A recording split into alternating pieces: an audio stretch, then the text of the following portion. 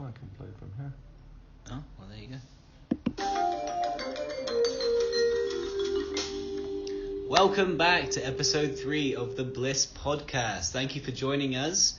It's going to be Monday when you're listening to. And before we get into anything too deep here on episode 3, we're going to be talking about your guys' previous feedback.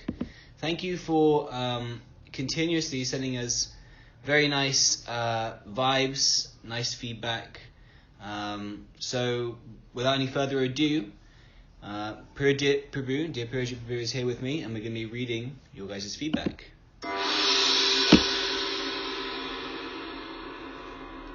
Hare Krishna. Hare Krishna, Prabhu. Hare Bol.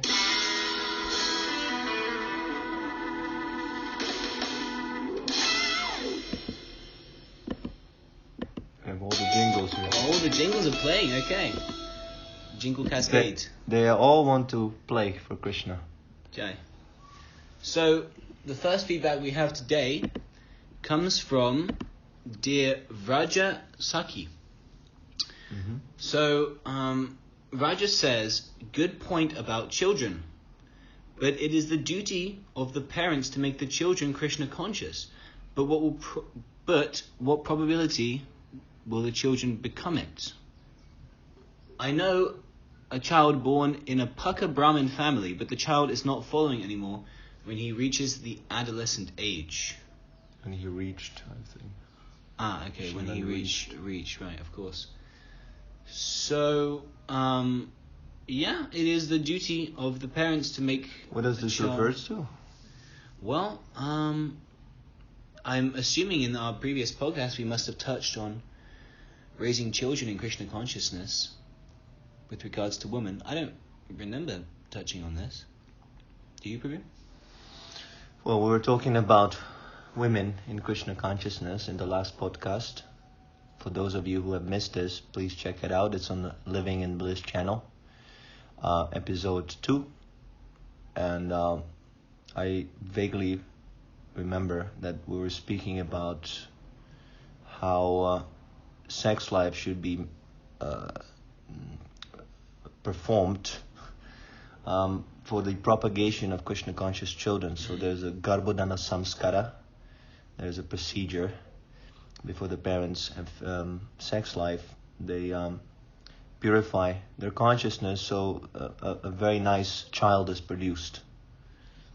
So I think this Mataji, this devotee, she says that this is not enough. The Garbhodana Samskara is not enough. The parents also must make sure that the child is educated in Krishna consciousness, which is a very good point.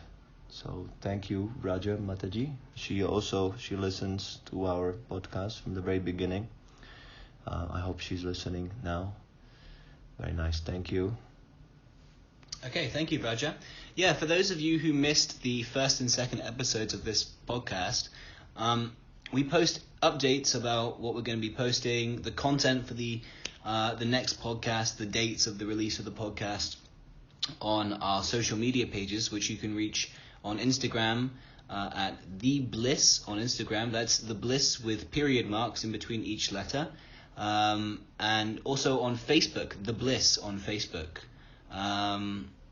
If you just contact us through email at Krishna Bliss with your feedback, also we can get back to you through that platform too. That's krishnabliss@outlook.com. Hare Krishna. So our next feedback is from dear Harley Mataji. No. Ah. It's a gentleman. Okay. Is this Harley David Heiser? I think so, yeah. Okay, wonderful. So dear Harley David Heiser Prabhu, he says, okay, you guys asked what videos I like. Yes, for those of you who don't know, we in our previous episode of the podcast, we asked you guys some questions, and one of them was what videos from the channels that we have, Living in Bliss and Kick on the Face, what videos you Prabhus and Masjis liked. So he says, my favorite one is the advanced embryology in the Srimad Bhagavatam. That's a very nice video by dear Macinchaw Prabhu, where he explains some of the advanced stages explained in the Bhagavatam of a child's birth. and how that smashes the misconception that the Bhagavatam is not 5,000-year-old ancient knowledge. So a lot of the classes you do, I listen to as well. Thank you very much. Dear Pujya Prabhu posts very nice classes regularly, at least once a week. So sorry if this is not how this works, but how I got to where I am is. So I was a homeless heroin addict for like 10 or more years. Sorry to hear that. When I got off the drugs, I knew I needed something spiritual. The Christian faith that I was raised in was not working for me. So I listened to a lot of audiobooks in my free time and read. While I was listening to the Crow Mag book by John Joseph, he talks about Krishna consciousness, and the way he described it like a dedication to something good. Since my whole life was dedicated to destroying my own and myself and others, I did some research and asked him where I should start. So I read The Science of Self-Realization, that's a very nice one, by Srila Prabhupada. I fell in love and dedicated my life personally to Krishna. I found the living monk, and that's how I found you guys. So I'm a Baba, and I get to talk about my life and Krishna all day. I always have in my mind, and always I'm doing the Maha Mantra. Me and my wife recently took custody of a newborn who was addicted to heroin. Nothing would calm him down, so I started singing the mantra, and he slowly settled down, and I cried with joy and love for Krishna. Thank you again for all that you do, Hare Krishna. Wow. Thank you for that very nice story, Hali David Heiser. I personally resonate with your story. Very nice. I also came from a Christian background, and it also wasn't working for me, and Krishna consciousness resonated with me from that background. And I also kind of came to Krishna consciousness in one way, you could say, through the agency of living monk, dear Ramachandra Prabhu. So very interesting. Thank you for sharing this very nice story. Also, John Joseph is a kind of a interesting personality. He is a singer in this hardcore band, Chromax, and he influenced many of these hardcore fans to become interested in Krishna consciousness. I met him one time. We had a few exchanges on Facebook. He's very, very famous, actually. He's like a legend of the hardcore scene. You ever listen to the hardcore? Not really. It's not my taste. Not mine neither. But young people that like this kind of music. So okay. He's doing lots of preaching. That's wonderful. Cool. Jay. Yeah. So thank you, Harley, for watching us. It gives us great encouragement to know that someone like yourself, who actually understands the that life can also be a real nonsense. There are many people who don't understand. They live in an illusion that everything is wonderful and this material world is wonderful. So someone like Harley have tasted the bitterness of material existence. So it's very nice to hear that someone like himself is also appreciating what we're doing in the bliss. So that's very nice. I also appreciate this point about the potency of the Maha Mantra there. Very nice. Calming down the child. Right. He himself is experiencing some transcendental emotions there. And he's doing some preaching. He's a barber, and I can understand that while he's doing the shaving or the hairstyles, he's preaching to the people, the customers. This is wonderful. Wonderful opportunity to preach. So that's very nice. Please keep on doing this, because people they need to hear about the Krishna conscious philosophy. And sometimes when we distribute books, they say no, but they have to go to a barber, and then there's Harley, and then they cannot escape. So wonderful. Thank you so much. Harley has him by the knife there in the barber shop. They have no option but to listen. So, okay. Thank you very much for your Prabhu's and Mataji's feedback. Is that all in terms of feedback, Prabhu? Amani, who asked all these nice questions, she also appreciated our last broadcast about women. She said all her questions were answered. So that's also very nice to hear. Please keep on writing to us. We always appreciate it, and we always read interesting feedback. Don't be hesitant. Write something, whatever We're not gonna check whether it's grammatically correct or philosophically correct. It's just, write down your feelings, whatever you feel, whatever you feel inspired, and then this interaction will increase the value of this podcast. Wonderful. So for today's topic, we're going to be talking about, is Srila Prabhupada a bona fide guru? Now, this is a very important question for everyone practicing Krishna consciousness under the guidance of Srila Prabhupada, because we need to understand whether or not our own spiritual master is bona fide. Otherwise, what are we really even doing here? I think everyone is already waiting, and they're all ears to know the answer to this question. Okay, so we've compiled some evidence on why Srila Prabhupada is a bona fide guru. And I thought I'd start off with Srila Prabhupada's pastimes in coming to the United States. So the beginnings of the... Maybe we should a little bit explain who is Srila Prabhupada for those who might not be aware, or they might not be so much conversant with the history of the Hare Krishna movement. Srila Prabhupada is a saint, a self-realized saint from India, who is the representative of the ancient disciplic succession, Parampara, Gaudiya Vaishnava Sampradaya, in which the teachings of Krishna are passed down throughout the generations. So he is a disciple of Srila Bhaktivedanta Saraswati Thakur, who was also a prominent figure, mainly in India, who propagated the teachings of Krishna consciousness. And on his order, in 1965, he came to America, as Mantriya Prabhu said, and he started the Hare Krishna movement, which is now widely known, with devotees chanting on the street with shaven heads and tilak and dhoti and sari like that. Many people know the Hare Krishnas now. So Srila Prabhupada, or as we call him, His Divine Grace a.c.bhaktivedanta Swami Prabhupada, is the founder of this Hare Krishna worldwide movement, great personality. Jai. So now we have a little background on His Divine Grace.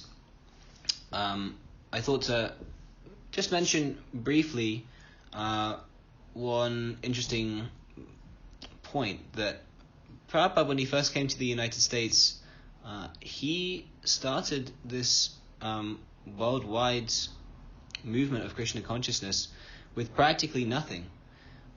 When he first came, he arrived in the United States with nothing but 40 rupees, which I don't know how the value of that exactly in dollars. He could not exchange it because in America the system was that you can't change rupees for the dollars. It was impossible.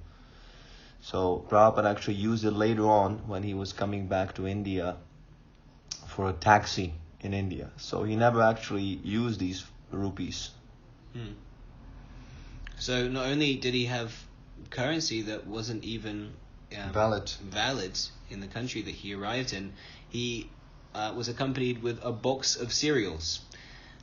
So that's all he had to his name, and an original set of the Srimad Bhagavatam, which is obviously very important because this is this Bhagavata Dhamma, this eternal religion, is coming from the ancient scripture Srimad Bhagavatam. So Prabhupada preached on the basis of this ancient scripture. So this is the beginning of Krishna consciousness in the Western world, and it's a very, very humble beginning, and it just shows the potency of the movement, of the philosophy of Srila Prabhupada, most importantly, because he started it from nothing, materially speaking. So this shows the spiritual potency. Yeah, Prabhupada wanted to start the movement from India, but he was transcendentally unsuccessful, since the atmosphere in India, maybe now is a little different, but the atmosphere in India is that everyone wants to imitate the Westerners. The Westerners are getting tired of the material advancement, technology, and they're looking for the answers in the East. But the Eastern people, they want to imitate the Westerners. So from a certain point, they're even more materialistic than the Westerners.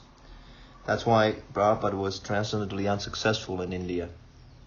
And he decided to go to the States, to the West, because he thought that if the Westerners are the example for the Indians and for the Eastern people, if the Westerners take up Krishna consciousness, then the Indians also will feel inspired, and that's exactly what happened. Yeah, in general, whatever America does, the United States does, the world follows suit. Yeah. It's a very influential place. So if the Americans become devotees, the whole world become devotees. So the Americans, they have a great task on their shoulders. They should become devotees, pure devotees.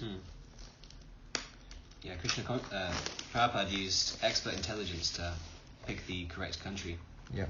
To spread Krishna consciousness. So, this Krishna consciousness movement, as Prabhupada was building it up over the course of 10 years, thousands of disciples were made of this movement. And 108 Krishna temples were set up all across the world. There was organized worldwide prasadam distribution, and almost 1 billion of Srila Prabhupada's books have been sold all across the world. That's incredible. So I have maybe a little question though. Some people may argue that many gurus and swamis today, their disciples say they're bona fide, and if the factor for success or being a bona fide guru is that you have many disciples, Srila Prabhupada actually doesn't stand too high in terms of how many disciples he has, because Prabhupada's created around 10,000 or so during the peak of the movement, and many gurus today have hundreds of thousands of disciples. So is this a bona fide way of determining? Well, only to a certain point. Ultimately, we have to see the quality of the disciples. Srila Prabhupada inspired people to give up sinful activities, illicit sex life, gambling, intoxication, meat eating. So Prabhupada said, if you can follow these principles, if you can reject, if you can follow, if you can give up these sinful activities, then I initiate you as a disciple. Not that we're interested to, so to speak, thin the water, thin the milk with water. That gets some people who are completely insincere or not serious just for the numbers' sake. That is not so difficult. So we have to also see the character of the disciples. So Prabhupada created. For the time they were following Srila Prabhupada, they were purely following the principles. And similarly now, Prabhupada is still creating devotees who are free from these sinful activities. Yeah, some people say that it's kind of almost an accepted, commonly accepted fact or notion that these principles that the disciples give up when practicing Krishna consciousness are like the basic principles of life itself, right? Basic necessities. Right. Like look at the Christians. That's the most popular religion, the most numbers. But you see the Christians, the Christian countries are very expert in maintaining high-class slaughterhouses, where the sinful killing can go on without any disturbance. So what is the use of so many numbers and so many churches if, the basic principles of the Bible, the Ten Commandments, one of them is thou shalt not kill, is not being followed? What is the use of that number? We can argue then whose religion is better, but we have to follow also. So not necessarily that the highest number of disciples, but if you have sincere disciples in big numbers, then that is definitely a great evidence of Srila Prabhupada's potency. So it's not necessarily the number, it's the sincerity that goes along with that number. And purity. All these great teachers, Lord Jesus Christ, Lord Buddha, Prophet Muhammad, they all inspired people to give up sinful life. When you see in the history, this is always the case. A genuine teacher is preaching against sinful life. A bogus rascal, he is encouraging sinful life. You can do whatever you like, you can be my disciple. Because generally people don't want to follow any rules and regulations. These so-called gurus, they become very prominent and very famous. But we have to judge according to the substance and purity of the disciples. So, another important aspect of why Srila Prabhupada is a bona fide guru, I think it's important to address that, at least on the material side of things, let's say, many scholars, linguists, scientists, professors from all across the world recognize Srila Prabhupada's books to be the most prominent expose of Vedic knowledge. Yeah. They recognize Srila Prabhupada specifically as someone who has a very firm grasp, realization of the Vedic literatures. He's the foremost exponent of Vedic literatures in the Western world. So I just thought it would be appropriate to read some of the most select reviews from a plethora of reviews that people have written about Srila Prabhupada and his books. So, FrancoisShaniek is a professor of religious sciences from the Institute of Political Sciences in Paris. And he says, I can say that in the Bhagavat Gita as it is, I have found explanations and answers to questions I had always posed regarding the interpretations of this sacred work, whose spiritual discipline I greatly admire. If the asceticism and ideal of the apostles, which form the message of the Bhagavad Gita as it is, were more widespread and more respected, the world in which we live would be transformed into a better, more fraternal place. It's funny how he's using this. This professor is using a kind of like a Christian terminology to address apostles. Yeah. But see, this is a genuine Christian because he is recognizing that, just like we were talking, that the asceticism of this movement, he greatly admires the asceticism following the regulative principles, and he also sees that if these principles are universally spread, there'll be benefit for everyone.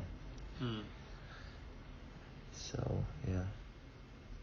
I also think it's a very interesting point that in the first line he says that there are many interpretations of Bhagavad Gita, but this particular... Where? I can say in the Bhagavad Gita as it is, I have found explanations and answers to questions I had always posed regarding the interpretations of this sacred work. But you were reading this one, no? I'm so sorry. This particular quote that we just read is from Dr. Paul Lesoir, author professor honoraire from the Catholic University of Paris. Very sorry about the mistake. Yes, I skipped over the first quote. Okay. So, FrancoisShaniek. FrancoisShaniek is the first one here. But, it's an interesting point that there are many interpretations. Wait. The FrancoisShaniek is this one. This one is Lesoir. Yes. So, you were reading this one? Yes. Okay, so you just switched the name. I switched the names. Okay, alright. Bit of a switch up. Alright. But Yeah, there are many editions. 664 editions of Bhagavad Gita. At least that was the number in the 1970s. Yeah, now any damn nonsense writes a Bhagavad Gita commentary. So there might be even more now. Exactly. So, maybe some more select quotes. I like this one by Dr. Gary Gillade, the professor of psychology from Oxford University. Oxford University, as many people well know, is one of the most, or if not the most, renowned university in the world, situated in the United Kingdom. So he says, "This is a work to be treasured. No one of whatever faith or philosophical persuasion who reads these books with an open mind can fail to be both moved and impressed." It's a nice point that Srila Prabhupada's teachings and the teachings of the Bhagavad Gita, Krishna's instructions, are non-sectarian. They are for all living entities. Right. Someone can glorify himself or within his group, but the scholars are supposed to be neutral, right? Scholars, the scientists, they must be open-minded to do their research in a neutral way. So if Srila Prabhupada's books are recognized by these persons, it means something. Should not be ignored. Okay, so there are many other reviews glorifying the qualities of Prabhupada. Maybe one more here. Dr. Paul Hawkins, the professor of anthropology at the University of Illinois at the Chicago Circle, he writes that the 18 Sanskrit mantras written for this book, Ishopanishad, which is also translated and given purports by His Divine Grace. He writes that the 18 Sanskrit mantras are given in both Devanagari and Roman script, something that will be of a great help to the beginning student. Swami Prabhupada has given intelligent and lucid commentaries on every mantra, and unusual for this type of publication, a glossary and index have been added. So Prabhupada's books are very nicely detailed, and his grip on the Sanskrit language is also glorified by many professors. There's no discrepancies on the translations of the mantras themselves, and that's agreed by Sanskrit scholars all over the world. So I think that's about all we have time for in terms of reviews from scholars, linguists, professors like that. So now we're going to move on. There are many more reviews you can find on the Vedabase. That is this program that has all Prabhupada's lectures and conversations and books. So the 2019 edition, you can find over 100 reviews from different scholars from all kinds of prestigious universities, Harvard, Cambridge, Oxford, Princeton.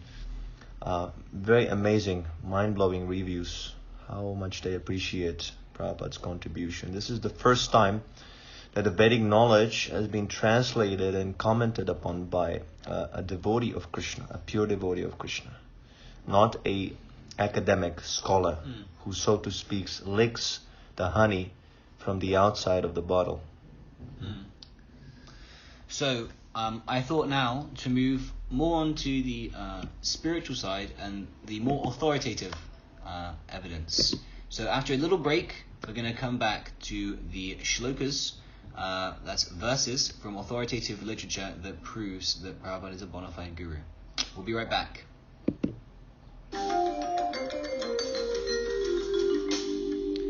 Welcome back again to the Bliss Podcast.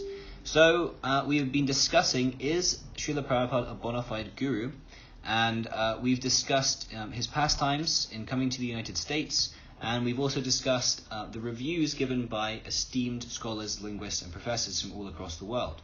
So now we're going to be moving on to the shlokas, the verses from authoritative Vedic literature that predict and also support the fact that Prabhupada is a bona fide guru. So the first shloka we're going to read is Bhagavad Gita, chapter 4, verse 2. which is Krishna saying, "This supreme science was thus received through the chain of disciplic succession, and the saintly kings understood it in that way. But in the course of time, the succession was broken, and therefore the science as it is appears to be lost." That's Bhagavad Gita 4.2.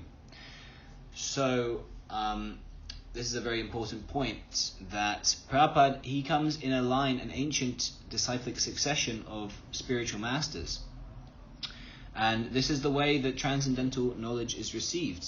It's directly knowledge taken from Krishna, and the spiritual master, if he's bona fide, he doesn't adulterate the teachings of Krishna at all. He doesn't interpret. He simply explains the science based on other teachings of authoritative Vedic literature. He doesn't manipulate the teachings for his own sense gratification. It's like a mango at the top of the tree. If a mango is ripe, it's passed down from worker to worker, so it reaches the bottom to be harvested without bruising the fruit. So in the same way, transcendental knowledge must be received through a bona fide disciplic succession, otherwise it loses its transcendental potency. So Prabhupada is a part of the what is that, Prabhu? The Brahma Madhava Gaudiya Vaishnava Sampradaya. So this Sampradaya is coming down directly from Krishna, and I had a question, Prabhu. Yes. How would you know if a disciplic succession itself is bona fide? Well, you have to judge by the fruit. Hellena Parrisha is a saying that you judge the tree according to the fruit. How do you know that the tree is okay? You take the fruit. If the fruit is tasting nicely, then you know that the tree is okay. You don't have to necessarily research everything about the tree. You take the fruit. So the current acharya, he always brings the disciplic conclusion. That is the point of the acharya. When the conclusion is lost, there's a need of another acharya to establish that conclusion. And that conclusion is that Krishna is the Supreme Personality of Godhead, that you are eternal soul, and you have eternal relationship in service to Him. So anyone who claims to belong to the disciplic succession, he must teach these principles.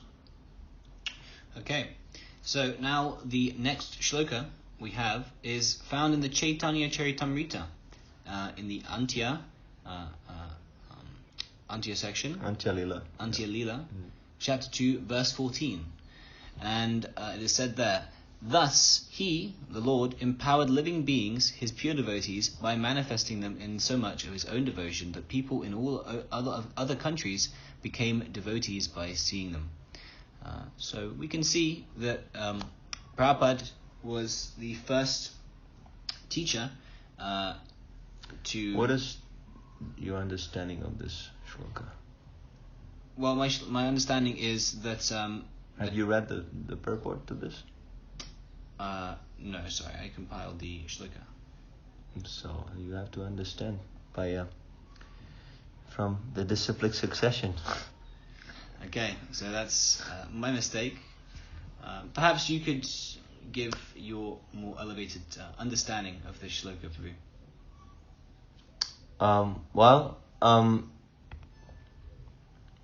Lord Chaitanya empowered his pure devotees, and these devotees, they converted others to become devotees. So everyone can become a spiritual master if he is empowered by Lord Chaitanya.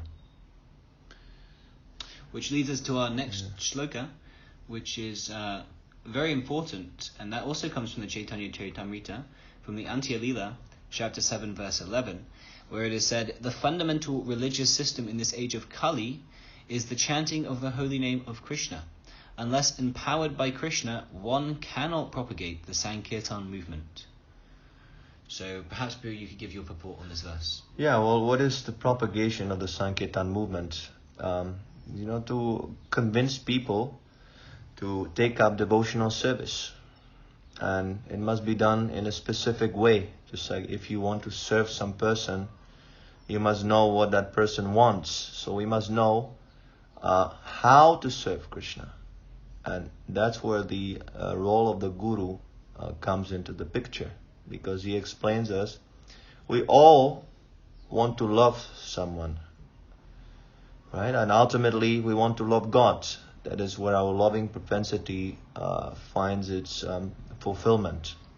But in order to love God, we have to know God, and we have to know how to serve Him. So those who are empowered by Krishna, they can propagate the movement and the signs of Krishna consciousness, the signs of devotional service, as it is. Not that we propagate something that is bogus, that is some misinterpretation. So again, it comes back to the same point. The disciples must follow the principles. They must give up sinful life. Then you know that this Guru is genuine, that he inspires others to give up sinful life. So then we can understand that he is empowered by Krishna. He's personally empowered. And as that empowerment comes, no one can preach Krishna consciousness. No one can convince anyone, because Krishna is in people's hearts. So he gives them the inspiration to take up devotional service.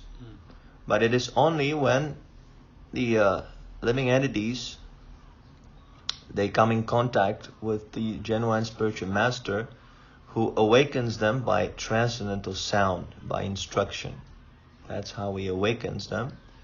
He creates in them this desire. The desire is already there, but it's dormant, in a dormant stage. So he awakens, just like, when a person is sleeping, all his senses are shut. He cannot see, he cannot smell, he cannot touch. The only sense that is active is the sense of hearing. So when you hear the alarm clock in the morning when you're waking up for Mangalartik, that is the sure process how to wake up in the morning. So the spiritual master, similarly, he brings the alarm clock from the spiritual world, this transcendental instruction, vibration. And it is not some blind some dogma. It is also backed up by logic and arguments and so on. So he can also explain scientifically. So we can apply our reasoning and logic. And all his conclusions are based on the Shastra. It can be backed up by the Shastra. One cannot become a spiritual master if he's preaching something that is not supported by the Shastra or the scriptures. Bhagavat Gita, Srimad Bhagavatam, like that. So this is how we know who is empowered by Krishna and who is not. So from Srila Prabhupada's example, we see that such an impact he had on the world. So many devotees have become inspired and are still inspired until this day. This can only be done by an empowered devotee. There are many devotees, but empowered devotee is especially advanced. And then you can also see the similarities. As I said before, all the great saints in the history of the world, Lord Jesus, Lord Buddha, Prophet Muhammad, they had a similar impact on the world. So they were also, by the symptoms, we can see that they were also empowered devotees of the Lord. An ordinary devotee cannot make such an impact. Okay, well, thank you very much. So another important aspect is not so much, but another important aspect written in the Shastra is predictions made by esteemed personalities. The most esteemed personality, Lord Chaitanya himself, who is an incarnation of Krishna and his internal potency, Radharani, he made a prediction in the Chaitanya Bhagavata that, what is that? If some sinful people... No, this is not Chaitanya Bhagavat. This is from the scripture written by Lochan Das Thakur. Okay. Chaitanya Mangala, I think. Okay, Yeah. my mistake. It says that if some sinful people escape giving up religious principles and go to far-off countries, then my Senapati Bhakta, a military field commander devotee, will come at that time to give them Krishna consciousness. Wow. So, we can see that people in the Western countries, they were very, very pious, and they took up to Krishna consciousness very quickly. So these people already had some background in Krishna consciousness, and Srila Prabhupada came to the Western world and reawakened their Krishna consciousness, and in this way fulfilled the prediction of Lord Chaitanya in this. There's another prediction by Lord Chaitanya Mahaprabhu. Lord Chaitanya, we should explain, is actually Krishna himself. It's the last appearance of Krishna in this world, and Krishna comes in the form of Lord Chaitanya, who is a devotee of Krishna. So Krishna comes and he plays that I am a devotee of Krishna, just to show us the example how to become devotees. So he says in this Chaitanya Bhagavat that every town and every village, the name of Krishna will be heard. He gives his prediction. So it is very obvious that it is Srila Prabhupada who made this possible, who made this prediction fulfilled. Before Srila Prabhupada came, nobody knew about the Hare Krishna mantra. It was only confined to the Indian area. So since Srila Prabhupada started his preaching mission, all around the world, the Hare Krishna mantra is propagated. So that's another prediction of Srila Prabhupada in the Shastras. And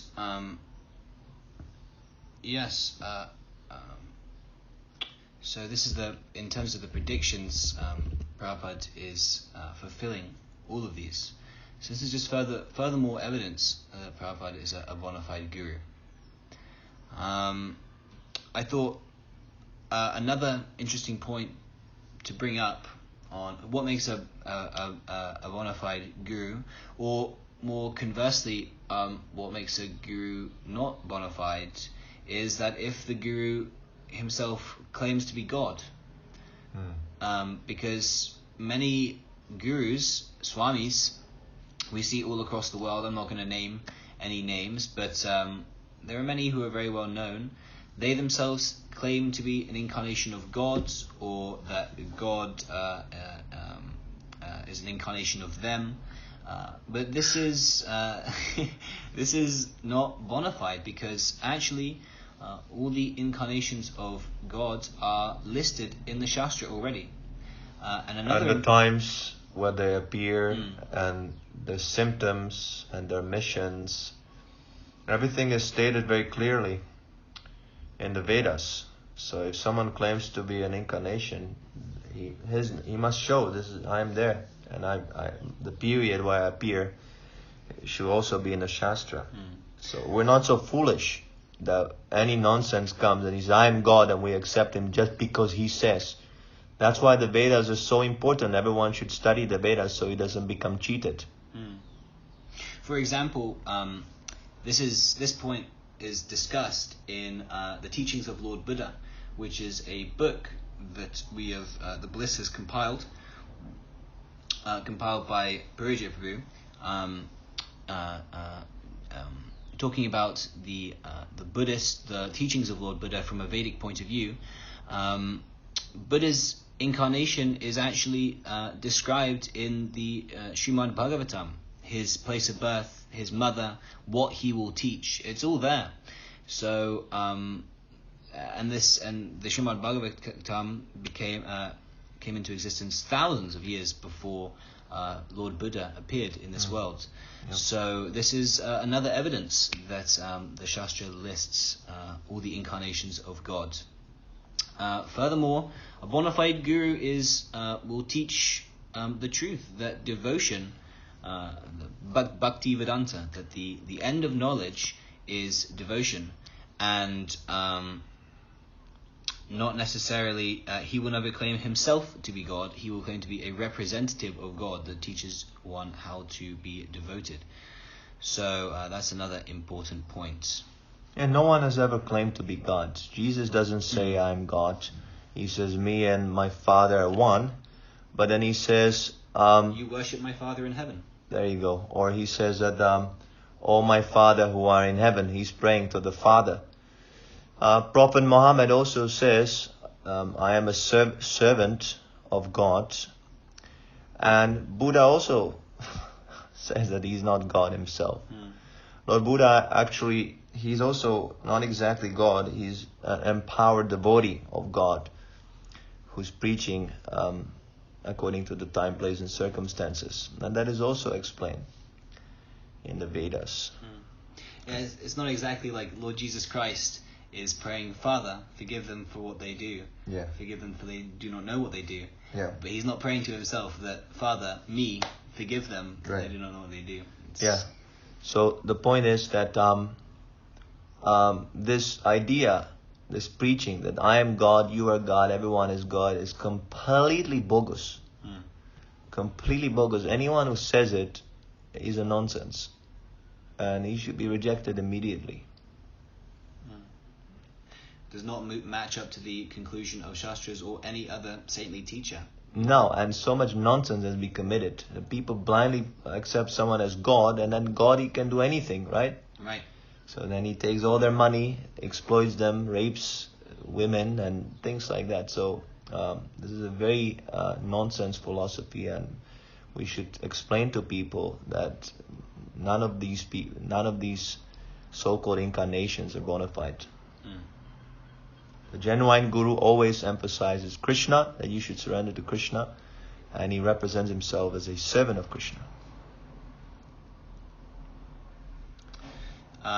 Another important point is that a bona fide guru in the disciplic succession, he never falls down. We have no evidence that gurus in the disciplic succession fall down. So if a guru is found himself committing sinful activities, well, he's meant to be situated in transcendence. He's not meant to have any attraction for material pleasure. So if it's found that he's enjoying women or intoxication or abusing wealth, stealing, we can understand immediately that he's a bogus, because he's meant to be, even if he claims that he's God, why does God need such lower pleasures? So you can immediately understand in so many ways if someone is a bogus guru. Yes, ultimately, because someone might say, okay, you have all these evidences, but that's from the Vedas. I don't accept the Vedas. Someone might just challenge on this basic principle. What is the evidence? Just like they challenge, what is the proof that there's God? Right? So, ultimately, we have to understand that to accept a spiritual master, just as Srila Prabhupada, is not just a question of the guru, but it's also a question of our sincerity. Because a guru and a disciple, there's a relationship. Prabhupada gives this wonderful example that if the woman is fertile and the man is potent, there is pregnancy. But if the woman is fertile and man is impotent, there's no pregnancy, or the other way around. So the guru, so to speak, impregnates the disciple with spiritual understanding. But if the disciple is not serious, not sincere enough to make this study, then even the guru might be genuine, there is no relationship, there is no benefit. So we have to first of all question ourselves. Are we ready to practice spiritual life? Spiritual life means that we have to give up the material pleasures. If we're not ready to give up the material pleasures, then we have no business with the Guru.